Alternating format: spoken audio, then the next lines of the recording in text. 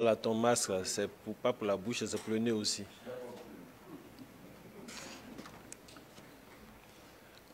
Je regarde encore qui n'a pas bien mis son masque là. Chacun touche son masque apparemment.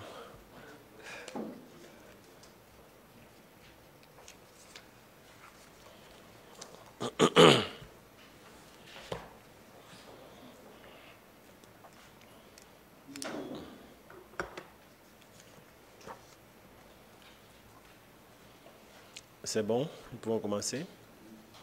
D'accord.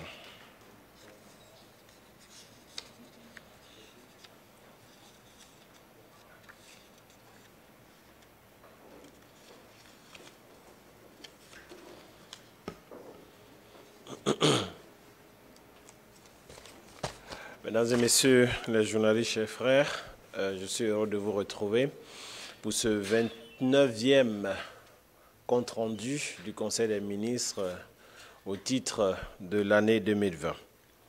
À présent, le communiqué. Le mercredi 30... il y a un point technique là, c'est bon? OK. À présent, le communiqué. Le mercredi 30 décembre 2020, un conseil des ministres est tenu de 10h à 12h30 au palais de la présidence de la République à Abidjan, sous la présidence de son Excellence, M. Alassane Ouattara, président de la République et chef de l'État.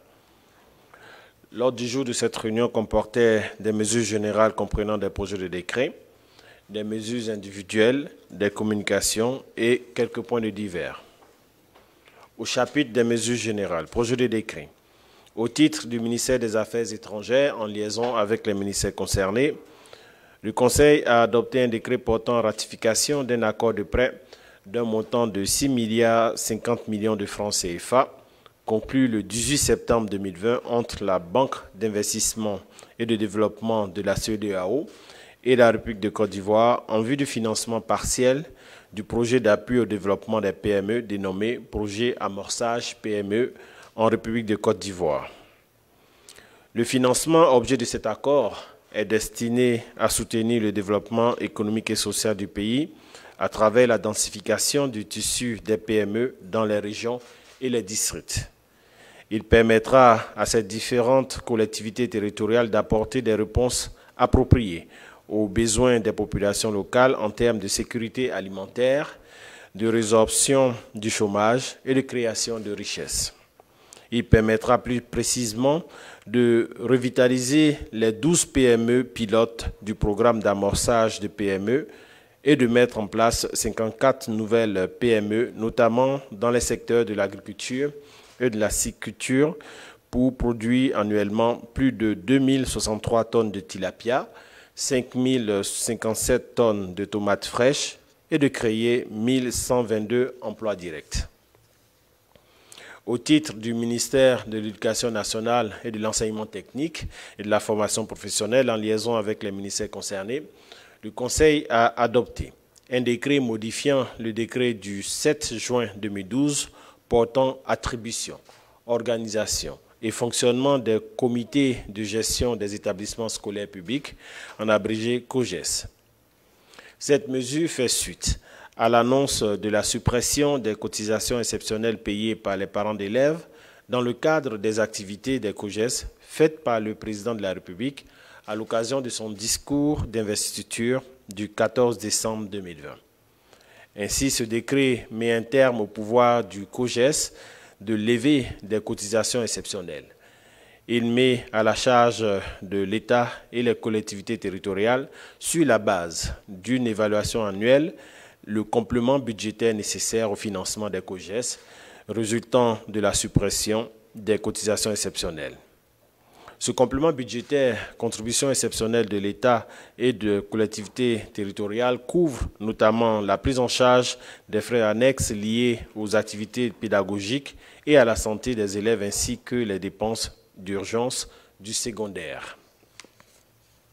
Au titre du ministère de l'Intérieur et de la Sécurité, le Conseil a adopté un décret portant convocation des collèges électoraux en vue de l'élection des députés.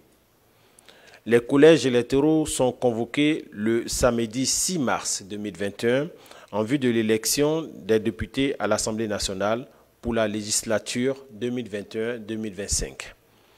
L'ouverture des scrutins est fixée de 8 heures et clos à 18 heures, soit 10 heures de vote. Le choix de cette date vise à respecter les dispositions constitutionnelles en la matière, notamment la date constitutionnelle d'ouverture de la session parlementaire prévue au mois d'avril 2021 et à tenir compte des délais prescrits par le Code électoral, à savoir les délais entre la date de l'élection et la date limite de dépôt des candidatures, la publication des candidatures et l'examen des contentieux. Au chapitre des mesures individuelles, au titre du ministère de la Justice et des Droits de l'Homme, le Conseil a adopté un décret portant nomination des membres de la haute autorité de la bonne gouvernance. Ainsi sont nommés membres de la haute autorité pour la bonne gouvernance, autre que le président, M.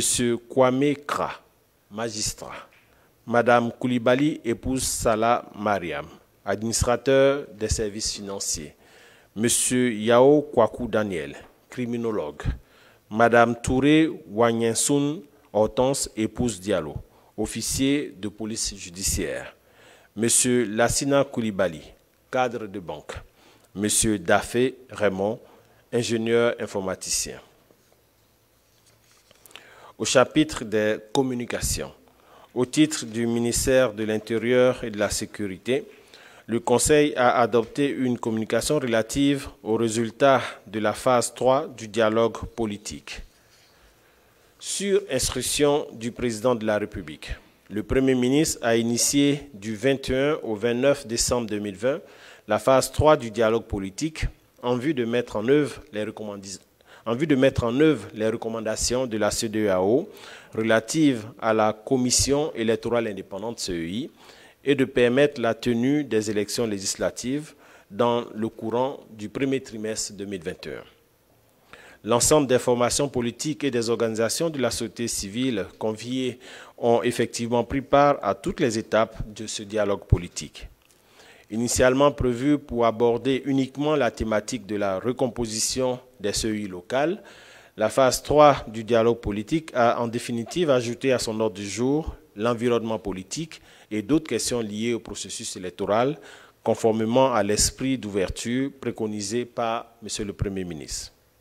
À l'issue du dialogue politique, les parties prenantes condamnent unanimement la violence et l'incivisme sous toutes ses formes comme mode de conquête et de gestion du pouvoir d'État, conformément au préambule de la Constitution ivoirienne, et recommande notamment, avant la tenue des élections législatives,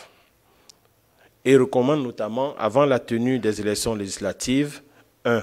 La désignation des membres des bureaux des CEI locales conformément aux dispositions légales en vigueur. 2. Le retour dans les organes de la CEI des partis politiques membres qui ont suspendu leur participation. 3. L'élargissement à d'autres partis politiques de la composition de la commission centrale de la CEI, conformément aux recommandations de la CEDEAO, sans préjudice de l'équilibre de celle-ci. 4. L'organisation des élections législatives en mars 2021. Et 5. La levée du mot d'ordre de désobéissance civile. En outre, les parties prenantes recommandent notamment à moyen et long terme la poursuite des discussions à un haut niveau entre le président de la République et le président du PDCI-RDA, l'amélioration du découpage électoral en maintenant les acquis, la prise de mesures en faveur des personnes poursuivies pour des faits liés au mot d'ordre de désobéissance civile de 2020 et à la crise post-électorale de 2010 au terme des procédures judiciaires en cours. Enfin, les participants ont convenu que toutes les dispositions n'ayant pas fait l'objet de recommandations formelles seront examinées dans le cadre des sessions ultérieures de ce dialogue politique.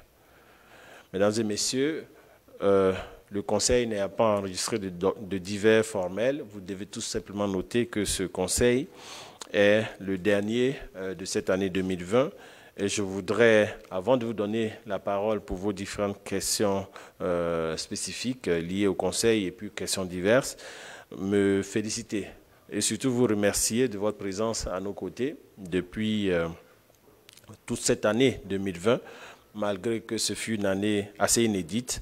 Et vous remercier de votre collaboration qui a été très fructueuse pour nous. Je voudrais aussi précisément féliciter toute l'équipe technique, que ce soit les caméramans, les personnes qui gèrent la connexion avec nos amis internautes. Et enfin, vous souhaiter une bonne fête de fin d'année et beaucoup de prudence pour les uns et les autres, puisque, vous le savez, nous ne sommes pas à l'abri de quelques manifestations particulières de la crise à coronavirus. Donc, portez bien vos masques, Adama. Voilà, portez bien vos masques et surtout protégez-vous, protégez ceux qui sont autour de vous. Cela dit, mesdames et messieurs, je me rends disponible pour vos différentes questions liées d'abord au Conseil et ensuite je prendrai des questions diverses sur l'actualité nationale.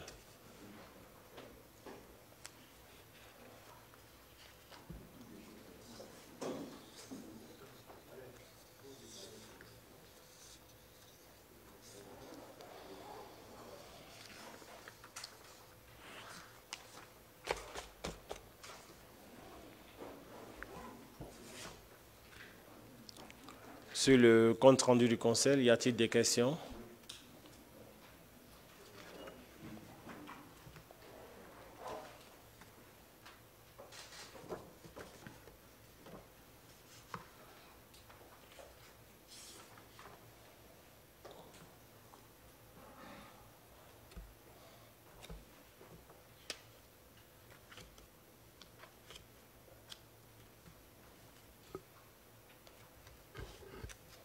Bonjour, Monsieur le ministre. Bonjour, Adama. Alors, concernant les PME. Oui. Allez-y.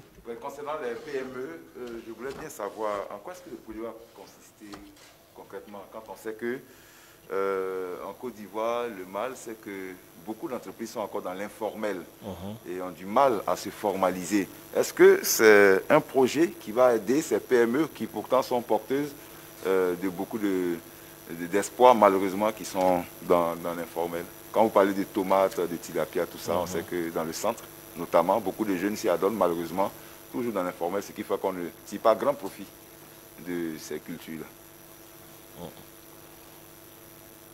Merci beaucoup. Vous parlez ici de l'accord de prêt qui a été accordé ou obtenu pour pouvoir financer le dispositif des PME. En réalité, ici, nous parlons d'un dispositif qui est porté par l'INIE, qui est l'Institut national, l'Institut ivoirien des entreprises de l'entreprise en Côte d'Ivoire. L'INIE qui a formulé un dispositif d'encadrement et d'accompagnement des PME à l'effet d'avoir un maillage territorial pertinent dans toutes les différentes régions, en essayant de mettre en valeur les potentialités de chaque entreprise, de chaque région, à travers les entreprises qui seront accompagnées. Et donc, c'est ce dispositif qui porte le nom de amorçage PME, le projet amorçage PME d'ailleurs, qui permettra en réalité de faire cet accompagnement. Donc, il y a déjà des entreprises qui ont été pré-identifiées, je crois en moyenne 2 entreprises par région, qui seront accompagnées en termes de renforcement.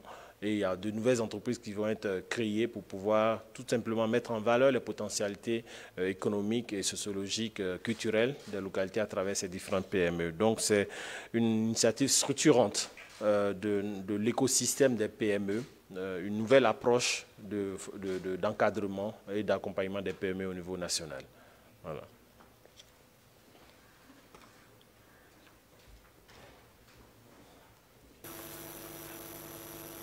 Monsieur le ministre, bonjour. Dimitri de la Synthèse. C'est relativement au dialogue politique. C'est vrai que tout à l'heure, le chef de l'État s'est réjoui de l'accord. Et tout à l'heure, vous êtes revenu là-dessus aussi. C'est juste savoir. On a vu aujourd'hui dans la presse l'opposition qui a signifié qu'ils n'étaient pas d'accord. Ils n'ont pas ratifié l'accord hier. Donc, j'ai juste savoir. Aujourd'hui, est-ce qu'on ne craint pas un blocage à la longue? Merci. Je pense qu'il ne faut pas être pessimiste pour être pessimiste. Il faut déjà se féliciter de cette convergence de points de vue sur la procédure et sur les principaux résultats obtenus. Ce que nous constatons, c'est qu'il y a beaucoup de points d'accord, et comme dans toute discussion, il y a des points de désaccord, mais tout cela a été échelonné dans un agenda à l'effet que les principaux points d'accord qui aboutissent d'ailleurs, pour ce qui est de l'essentiel à l'organisation des élections législatives, nous permettent d'avancer, d'appeler à l'accalmie sociologique, permettent aussi à ce que les Ivoiriens se parlent encore plus qu'ils l'ont fait par le passé au cours des élections précédentes. Donc, ils sont tous autour de la table et nous encourageons les uns et les autres à demeurer dans ce cadre d'échange qui est permanent et qui n'a jamais cessé d'exister et qui continuera à apporter la conciliation sur les points de divergence à venir qui sont échelonnés, comme je l'ai dit, sur le moyen, long terme, en termes de traitement et de gestion, de prise en charge. Donc, il faut plutôt se féliciter de cette convergence de vues qui a été félicitée ou saluée par tous les différents acteurs lorsqu'ils sont sortis de ces différents débats, échanges. Merci beaucoup. D'autres questions? Sur les questions diverses, les sujets divers,